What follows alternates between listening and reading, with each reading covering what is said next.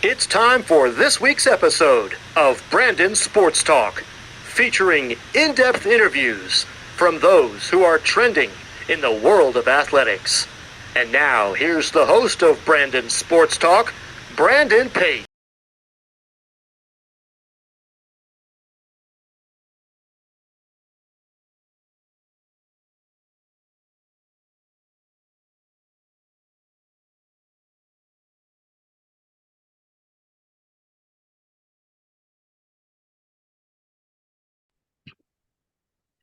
Welcome back to Brandon Sports Talk. In today's episode, I have the privilege to interview the Virginia Wesleyan's head track and field coach, Coach Cameia Alexander. How are you doing today? I'm good. How are you?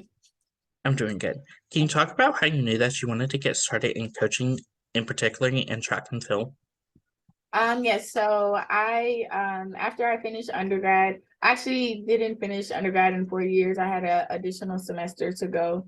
And so my coach, he kind of let me stay on. He kind of helped my last semester that fall with the team. And then after I finally graduated in December, I asked if I could stay. I was going to grad school for clinical mental health and rehab counseling.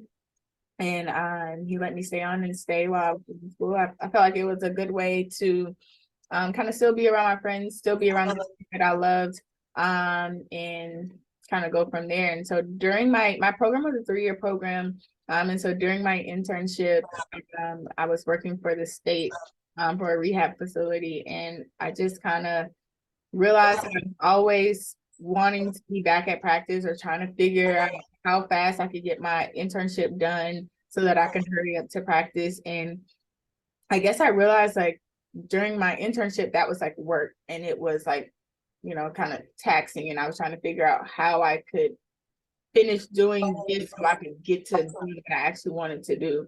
And when I would go to practice, I would always say I had practice, not I had to go to work. And I realized that I loved coaching. And I was like very passionate about it. And I always know people say you want to find something that you love to do and you don't feel like you have to work a day in your life to do it. And I love, counseling. I love mental health. But it was just kind of too routine for me. Sitting in, I learned that sitting at an office, sitting at a desk for 8 hours a day just wasn't it wasn't for me. I enjoyed being at practice. I enjoyed traveling. I enjoyed, continuing to go to track meets. And then I still counsel in my career now being a coach. So I kind of still get to use my master's degree as well while still doing something that I love. What was that like, obviously, competing as a collegiate athlete in track and field and going to Troy? So I actually transferred to Troy my junior year. And so it was a big difference for me, just the campus in general, the school, and just kind of how athletics is ran. I feel like we were a little bit more supported at Troy as far as like resources. And I really appreciated that. It's very difficult, being a student athlete. But my college friends and my college teammates, they're people that I still talk to this day, and I hold really good bonds with. But I enjoyed it, thoroughly enjoyed it. We're at Troy, so we're not like a huge, Power 5 school, kind of just like a mid-major program. So I feel like I got the best of both worlds, being at a bigger college, but not, too big where I kind of got overlooked and overshadowed. But it was just kind of big enough to be able to make me feel comfortable and be in a competitive setting, and be able to get, a degree as well. How was that experience like? Obviously, as you just said, you didn't start your career at Troy and you transferred. And where did you go before you transferred to Troy? So I went to Jackson State University in Jackson, Mississippi. I went there for 2 years, transferred out. I feel like it was I was just talking to a few of my teammates a couple of days ago about this, but kind of going from, I'm from Alabama, but I went to school in Mississippi for 2 years. And then I transferred back into a school that was in Alabama. I was kind of, nervous and, kind of hoping that I'd be accepted because I wasn't a freshman coming in. I was a junior coming in. to new program. Coach Davis was a new coach that year. My first year was his first year as well.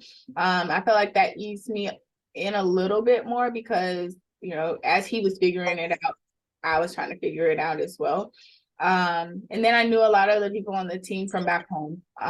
So I had, I think, 2 teammates who I ran summer track with from back home in Birmingham. And they were on the team. So I feel like that helped me be able to mesh with the team a lot more because I knew people going in instead of just kind of openly and not knowing anyone. What was it like getting to compete as a collegiate athlete and get to put on 2 different track and field jerseys? Oh, so I like love Jackson State. I'm a diehard Jackson State fan. My family, yeah, you know, we're Jackson State fans. My uncle ran track there as well. And so that meant a lot to me to be able to put on a Jackson State jersey. Because my uncle ran track there and I grew up just kind of around the track and field, you know, family of Jackson State. So that was more like sentimental to me. Just going to Troy and putting on Troy's jersey every day. I was just grateful to be able to compete at a high level. You know, I had some really, really good teammates, and just being able to train and compete alongside of them was very inspiring to me. They pushed me every day to kind of be the best person that I could be. Everybody didn't travel every week. So, you know, I had to work hard every week in competition and at practice to be on the travel squad. So How was that experience like getting to compete as a sprinter, and what were some of your accomplishments as a sprinter? um I'd say as a sprinter, I had a little I had 5 knee surgeries on one knee. So as a sprinter, it's kind of a little rough for me, more mentally than anything. So that was pretty tough. Just kind of getting through those battles and those humps. Your other question was, what was the other question? What was it like what were some of your accomplishments? Accomplishments at Troy. So I used to be, I don't know if I still am, I used to be in the top 10 of the 200 school records or school top times. And we still do hold the 4x2 school record, which you know I'm proud of, but those ladies need to break that record. But yeah, I'm proud to have those 2 accomplishments.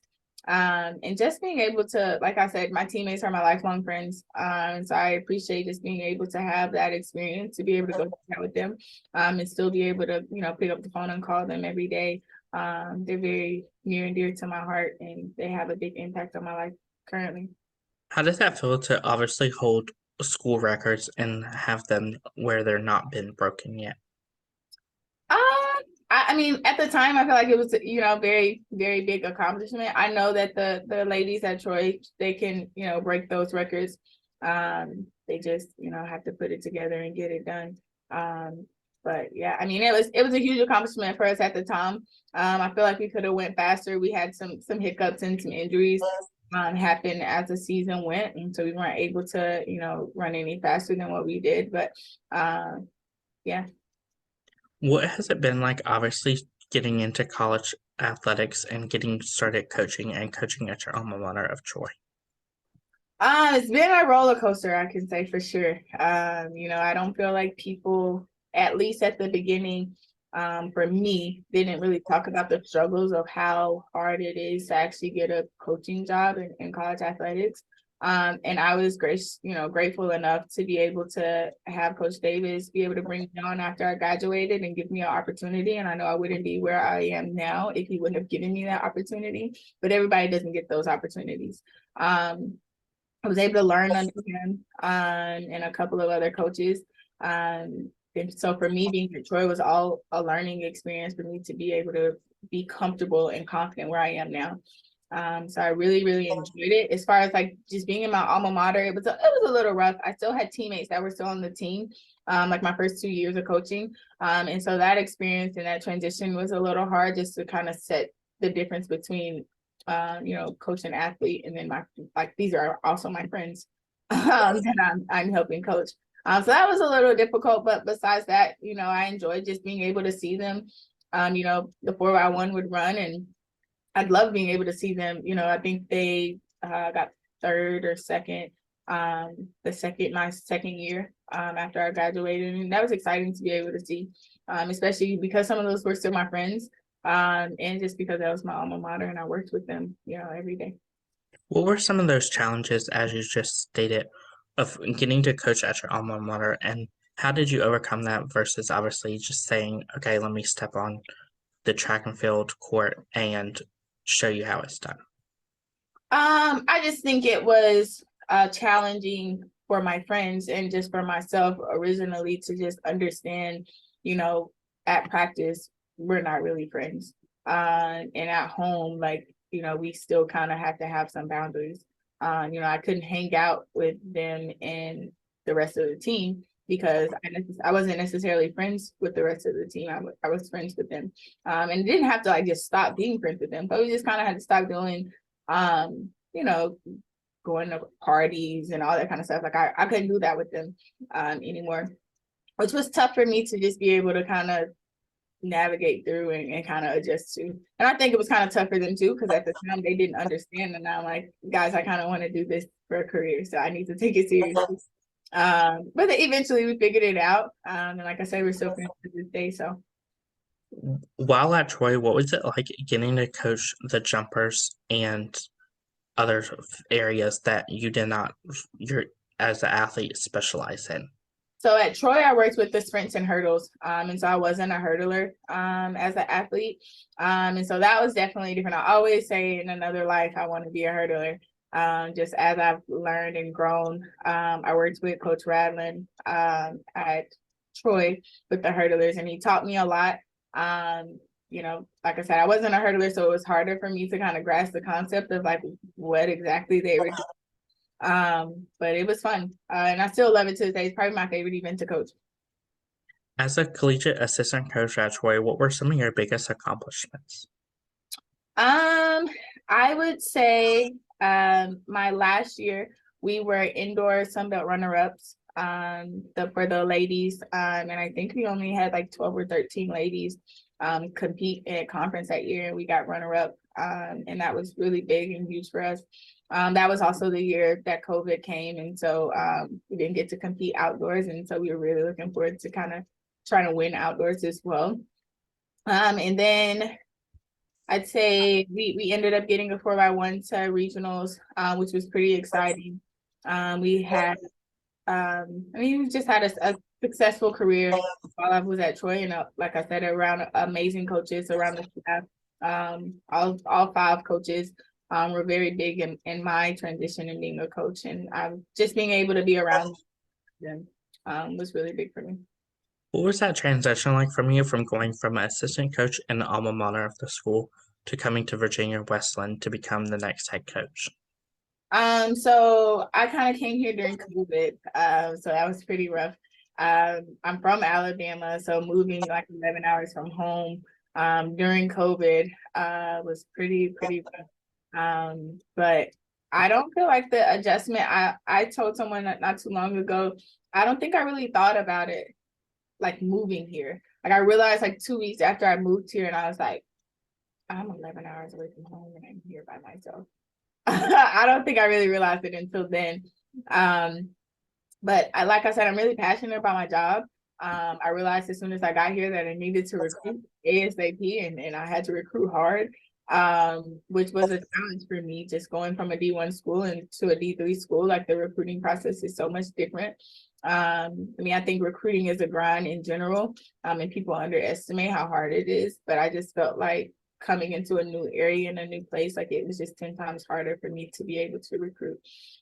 So I originally just kind of didn't think at all about it to move here, but got here, I'm so consumed in trying to make the program better that I don't even really feel like I kind of even thought about the move in general. Of course, besides recruiting, what was that transition like, as you said, going from D1 at Troy to coming to here to become a D3 coach? I wouldn't say much is really different. Our resources are a little, we don't have as many resources as I had when I was at Troy. I am kind of, everything as far as like at Troy. Like we had someone for academics, we had someone kind of for compliance. We had people set aside for different areas, where here at Virginia Wesleyan we don't have as many of those resources. So I have to juggle a lot of hats. And I think that's the difference from being here in Troy. At Troy, I worked with the sprinters and the hurdlers. I recruited sprinters and hurdlers, and that was it. Here, I just kind of have my hands in a lot of different pots. As well as just being, I'm the director here at Virginia Wesleyan, and at Troy I was an assistant. So I oversee the entire program instead of just, overseeing a group. What has that been like, obviously being the director and overseeing the whole entire program? It's been an adjustment for sure. Like I said, they don't tell you what you sign up for when you become the head, and everybody's looking at you for answers. But I feel like I've navigated it pretty well. It is, like I said, overwhelming. But I think just coaching in general is overwhelming as well. We don't have a huge team, so I think that helps. We have about 55 on the team now. So when I was at Troy, we had a team of 100 people. So I think in our group size, maybe it was like 45 people. So it's not that big of an adjustment as far as the team size. I just have to kind of oversee the different events. And I have an amazing staff. My distance coach and cross country, our head cross country coach, he's amazing. Our throws coaches are amazing. And my jumps coach is amazing as well. And so I don't really have to worry about, are they doing what they're supposed to do, or what are they doing over here? I trust them to do their jobs correctly, and they kind of make my job a lot easier, I would say. In your first season as a head coach in 2021, what was it like taking the program to the conference championship? It was a lot different because 2021, I get my years mixed up. 2021, I was still the assistant here at Virginia Wesleyan, and it was during COVID. And so that was just rough in general, and kind of nerve-wracking, just to kind of make sure no one caught COVID so we wouldn't be sent home. I was just trying to make it through the meet. And then last year, 2022, was my first season as the head and director of the program. And I was way more relaxed, considering COVID. I just wanted us to just kind of make a presence, to know that we were there. Our conference is pretty hard, and Lynchburg is one of the top teams in our conference, and they don't make it easy by a long shot to compete with them. But I wanted people to realize that we are here, and to kind of just be looking for us in the next coming years. What are some of the roles as the director of track and field? So I handle all of our travel, for men and women. My head cross country coach and distance coach, he does all of cross country travel and all that stuff. I just kind of oversee just kind of what he's doing. But then when it comes into indoor and outdoor track, I do all the travel for us. I'll do all the practices for my event group specifically, and just kind of make sure the throws and the distance programs practices are kind of flowing pretty well. And fundraising, budgets, ordering gear, ordering equipment, just all of that. We host 3 indoor meets this year, and we're hosting an outdoor spring break meet, and we're hosting a high school meet as well. So just kind of overseeing those things, as well, just kind of making sure that those pan out for fundraisers for us. So just trying to make sure we get the fundraising that we need to be able to function as a program. Of course, while hosting the indoor meets, what has that experience been like, hosting the indoor meets and having people come to your facility? So it's pretty rough. We actually use the Virginia Beach Sports Center facility. It's an amazing facility. It's really nice. It's where nationals for D2 will be this year, and next year D3, and the following year D1. I thoroughly enjoy when it's over. It's a lot of work. A lot of different moving parts, a lot of helping hands. It's a great recruiting aspect for us, for athletes to be able to come and see, that we're able to put on, and our athletes are able to have, their classmates come and watch them compete. And I know they enjoy that aspect as well. And for our local athletes, their families are able to come and compete. So I enjoy being able to do it, but it's definitely a lot of work. As a head coach, what does a typical track and field meet look like for you? Long days. Long, like 10-hour plus days. Usually building start in the morning. For the most part. For me, I feel like I just don't really get a break in between events. Usually the short sprints for indoor first, and so active jumps, then the sprints, and then sports, there's usually a distance race kind of sprinkled in there. But like as the director, I make it my mission to still support our distance program. So like while the distance are going, I'm not just kind of relaxing and chilling out. Like I still, kind of pay attention to them and support them and cheer them on. And I'm encouraging my team to do the same. Really focus more of a team, and even if our specific events aren't competing, we're out and we're still cheering and supporting our other teammates that are doing other events. So they're very long days. So if I'm not even competing, watching my specific athletes compete or warm up, I'm watching someone else on the team compete and warm up and supporting them. So, Of course, as a head coach, what is that like, obviously, keeping the momentum up of your team on those long days when the competitions are 12 hours long? I don't know. I feel like track meets are such a blur at the end of the day, and it's kind of like all I've known for a really, really long time. I feel like the events are kind of put together pretty well, that the momentum naturally stays up. Of course, about the 4x4, everybody's tired, everybody's, trying to ready to go, kind of get on the bus and get ready for dinner. But I feel like by the time the 200s and 4x4s come around, they're events that people want to see, especially for my athletes. They're kind of the highlights of their meets. And so just kind of encouraging them and just letting them know, like, I know you're tired. We're all tired. Everybody's tired. Let's get on here, get on the track and kind of give our all and do our best so we can go home. So yeah. And we always have a little team meeting afterwards and kind of get a little overview of kind of what happened throughout the meet, who had PRs, who had, who placed in the meet and who did X, Y, and Z. And those are really nice for us to be able to do as a team. We don't get to meet all together at once often. So I always make sure at the end of the meet, we kind of sit there and make sure everyone knows exactly what everyone did throughout the meet that week. Who are some of the teams that you face usually in some of your meets? It's usually a big variety, honestly. The past two meets, we've saw Norfolk State and Hampton at both of those. They're local, and so we kind of competed against the same local teams. Lynchburg is in our conference. They were at our last meet. But I think that's just kind of one of the beauties about track and field. Like, we compete against different people every week. It doesn't matter what the division is. We can even compete against pro athletes sometimes. So it's just a variety, really, honestly. We can go from competing against 15 teams to 8 teams. It just kind of really depends on where we go and where we're competing at.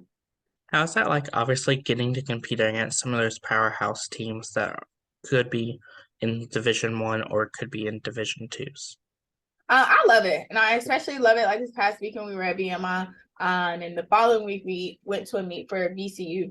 And both meets had Division 1 teams in it. And so after the VCU meet, kind of talked to my team and I told them, like, we're not going to stop competing against these teams. Like, they're going to be here. We're surrounded in an area that has, good Division 1 teams in it.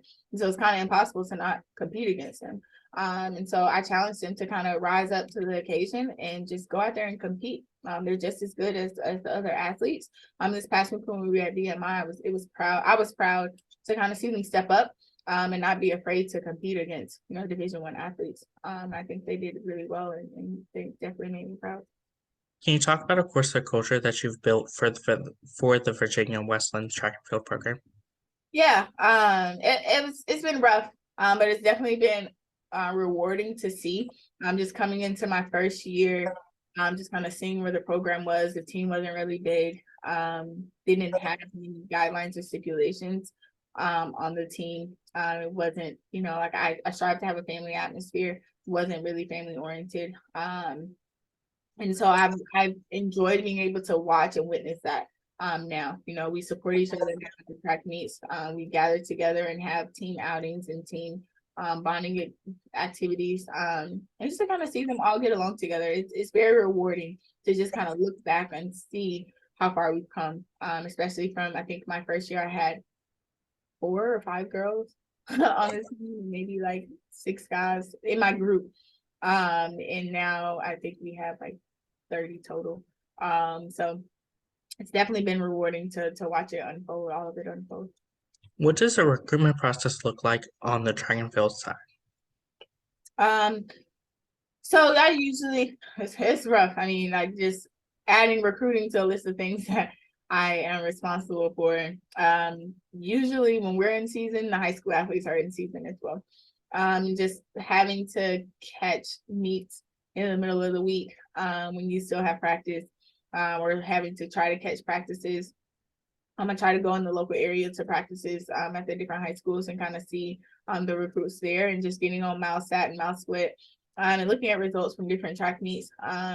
You know, at nighttime, it's you know, calling recruits from 8 to 9 o'clock at night, and just kind of, you know, texting them throughout the day, trying to just see how they're doing, and kind of keeping constant communication with them, getting them to come on campus and see the campus, and of course meet the team. Anytime I have a recruit on campus, I try my best to make sure they can meet someone on the team or come to a practice, just so that they can see, you know, what the student athlete experience is like here, and just kind of how our practices are ran. So that if they do decide to come here, they kind of know what to expect from me as a coach at practice, and then they kind of can talk to the athletes one-on-one and kind of get their opinions and stuff about the school and from them.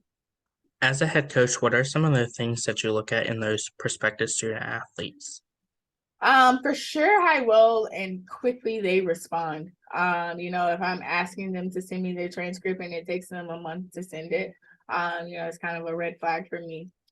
You know, just responding to text messages or phone calls, just kind of showing that they're interested in the program, how good their grades are, or if their grades aren't good, are they aware of the things that they need to work on to be able to get their grades to be where they need to be.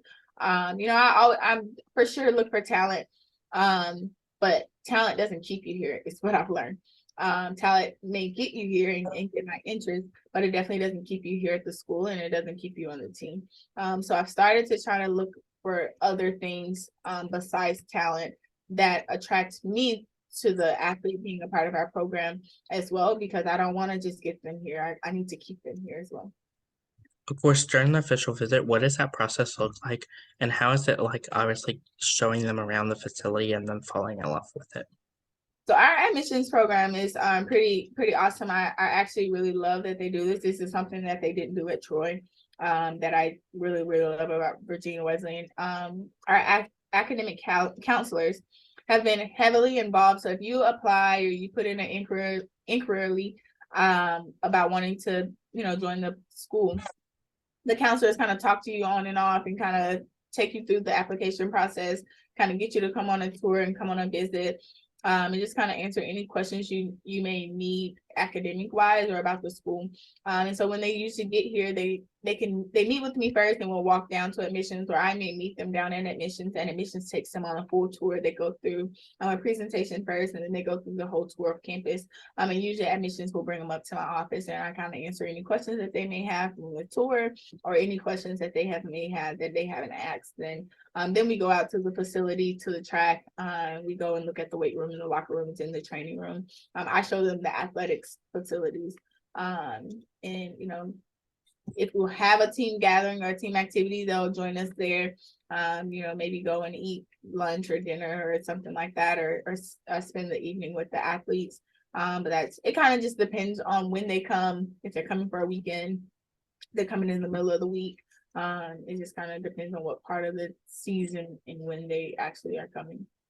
As a head coach, what is it like obviously seeing those freshmen come on campus and get to put on that jersey for the first time versus putting it on for the last time as a senior?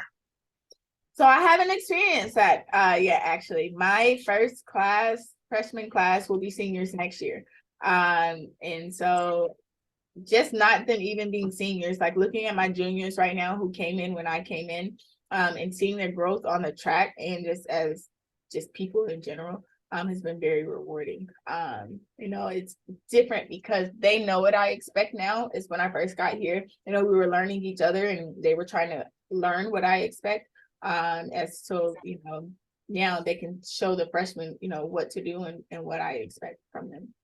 What are some of your future plans for the track and field program moving forward?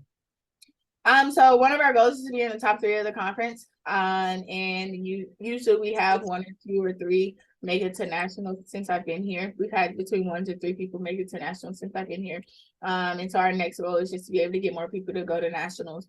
Janai wants to be he's been national runner-up twice, and he wants to be a national champion in his events as well. And so just growing the program as a whole, continuing to build on the numbers, quality numbers, as well as, fixing our facilities and just making the student athlete experience for my athletes be able to be a more successful and better experience for them. What advice would you give those high school athletes that are looking to become college track and field athletes? I would say, like, just me being a Division I athlete and coming to the Division III experience, and then I have friends who are NAIA coaches, Division II coaches as well. I would just tell athletes to just kind of don't shorten your options. Just be open-minded and see what's all out there. And don't just go for the name of the school. Like, go for what the program has to offer and what the culture and the experience has to offer for you, where you think you'll be able to be successful. Many times athletes are like really, really nervous because they feel like they're being judged and kind of looked at on what they can do for the program, but you also need to be judging the school and the program for what they can do for you as well. It shouldn't always be about money, and it shouldn't always be about the glim and glam. It's just how successful can you be at that program, and if you see yourself being able to be at that program with that coach and with those athletes. What advice would you give those college freshmen that are looking to come into the college field and compete on the track and field side? Don't be afraid to ask questions. Don't be afraid to fail. Don't be afraid to speak up. And it's okay to not have it all figured out. 17, 18 years old, away from your parents. The last thing that I want my athletes to do is feel like they can't come and talk with me, or they can't talk to anyone, and that they feel like they have to figure it out by themselves. So I would just say, like, just don't be afraid to fail, and just try to stick it through, and it's not easy at all from no standpoint. I don't care what sport you play, what division you're in. Being a student athlete is not an easy experience at all. But if you want it and you want to be successful, you'll make it work, and it is doable. What advice would you give those college athletes that are looking to represent the national team and go on to the Olympics to represent either Team USA or Canada? Like I said, I just speak for all the divisions. You can be an Olympian, you can be a All-American, and go to these Olympic trials and represent our country at any division. As long as you work hard, every time you step on that line, every time you step in the ring, on the runway, whatever it is, it's mark against mark, it's time against time. So it doesn't really matter where you are, who you're at. If you want to work hard and you put the effort and the time that it takes to be a Olympian or just represent our country in general, you can do it. What advice would you give those people that are looking to get into the college coaching on track and field? I say you have to love it. If you don't love it, if you don't love the sport, if you don't love, helping athletes be successful, you won't enjoy it. You definitely have to be passionate, and I've seen coaches just in general come in and out of this profession, and you have to love it.